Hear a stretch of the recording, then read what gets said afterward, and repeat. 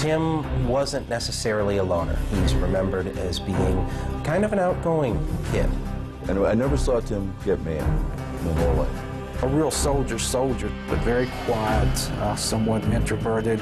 He was the type of person who drifted from town to town. He saw gun ownership as a symbol of liberty.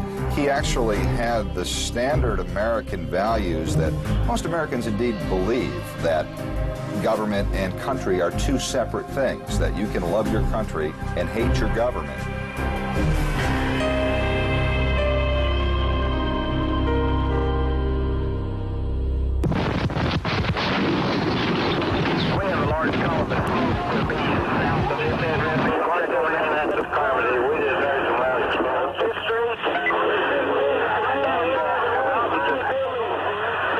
The explosion took away what appears to be nearly 1/3 of the building. The entire front is gone. A terrible explosion. It's just like an atomic bomb went off. The story is in Oklahoma City.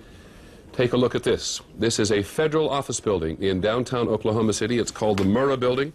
It is right in the center of town, and at 9 o'clock this morning, an explosion of unknown origin did this to the building. We have to have deputies on the second floor. 168 people died. 19 children were among the dead. More than 500 were injured. Terrorism on an unprecedented scale had invaded the heartland of America. After one of the most intensive manhunts in American history, the FBI arrested and charged 27-year-old Timothy McVeigh with the bombing. He was tried, convicted, sentenced to death, and finally executed in June 2001. Though his life is now over, his crime still raises important questions. Who was Timothy McVeigh? What led him to commit this act of terror? Timothy James McVeigh was born April 23, 1968, in Pendleton, New York, a typical American rural town of 5,000 outside Buffalo in western New York State. Pendleton was settled more than 100 years ago by German farmers who said it reminded them of home. Today, it is different. There are not many people that work here in Pendleton. There's no industry. There's a convenience store, and that's about it. One pizza parlor. Quite rural. There's not much happening except the people growing their gardens. Tim's parents were Bill and Mildred McVeigh. They were married in 1965. Bill, a devout church-going Catholic, worked nights at the General Motors plant in Lockport and devoted much of his free time to charity. Mildred, known as Mickey, worked days in a travel agency. They were rarely at home at the same time. The first of Bill and Mildred McVeigh's children, a daughter, Patty, was born in 1966. Tim, born in 1968, was the second child, followed by Jennifer 6 years later. From the age of 6, Timothy went to Star Point Central School with 500 other kids bussed in from neighboring towns. Tim, in his neighborhood, got to be pretty well known for being kind of an attention getter, an outgoing type kid. And he used to set up haunted houses. He enjoyed inviting the neighborhood kids over to his house to have fun. And they had a pool. They were one of the only families on Meyer Road in Pendleton who had a pool.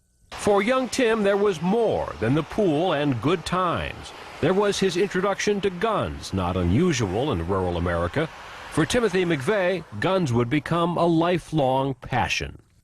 Tim was very close with his grandfather, Edward McVeigh, who taught him at a very young age the importance of guns. And his grandfather purchased a gun for Tim. It was a little, a starter's rifle type gun. And he gave this gun to Tim as a present and taught him how to use it. I know Tim was interested in guns. My wife signed his pistol permit, as a matter of fact, and she had no hesitation in doing that. And I know he did have a few guns. During the winter of 1977, Pendleton was hit by a severe blizzard. Tim was 9 years old, and he was worried. He started storing water in the basement, as his grandfather had. He wanted to store food in the cellar, and he wanted to get a generator that they would keep down in the cellar, and this was where Bill McVeigh shut it off. He said, no, we're not buying a generator that we can keep in the cellar. But that's where the initial survivalism in Tim started. His early interest in survivalism taught Tim how to be alone, but it didn't mean he always kept to himself. He was to himself, but he was far from a loner. I mean, he would speak well. He wasn't an exhibitionist or anything like that.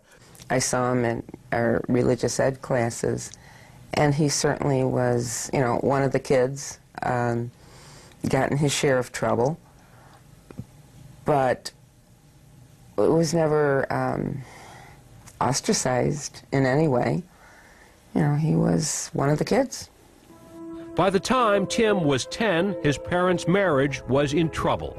Bill McVeigh continued on the night shift because it paid well, but Mickey was bored and went to work at a local bowling alley.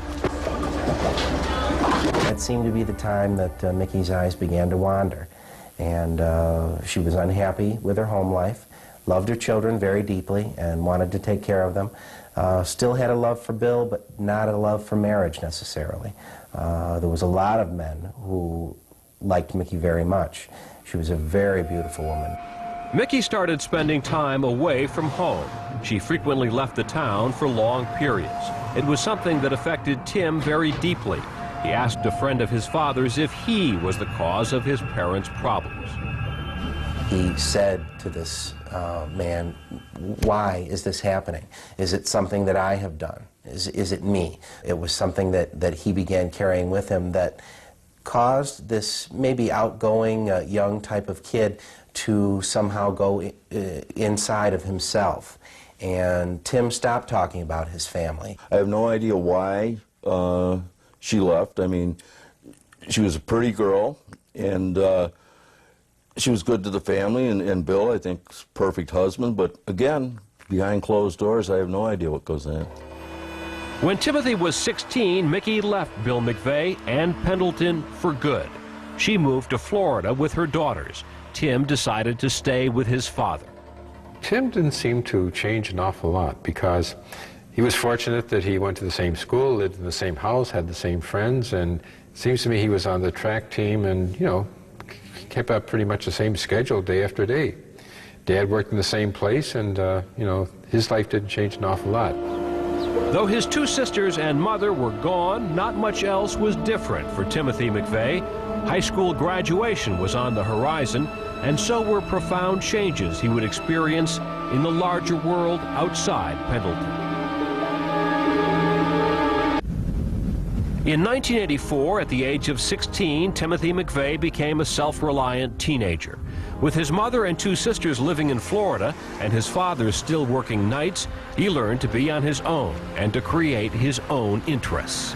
When Tim was in high school, he developed a computer program that was just very, very, very involved. He impressed his teachers to no end with this computer program of communicating through a modem. As far as inventive, I mean, it was just an intelligence. It was just kind of breaking forth. Just a smart kid. He was called the Wanderer on this computer system, and he was pretty well known, and people still talk about what he had done even today. Like many teenagers, he collected comic books and listened to rock music. Van Halen and Ozzy Osbourne were two of Tim's favorite groups. He worshipped the film Red Dawn, the story of school kids in Colorado resisting a Soviet invasion of the United States. Tim constantly read survivalist magazines and kept up his love of guns. One of his good friends, Justin Genter, recalled that Tim actually brought some type of an air rifle type gun to school to show off to the other kids, and remembers Tim saying, "I can stand in this policeman type style and I can shoot just like a cop would," and he'd shoot off 15 rounds or however many it would do, and the other kids were like, "Well, you know, that's nice and everything, but you know, that's not the type of thing that we're really interested in."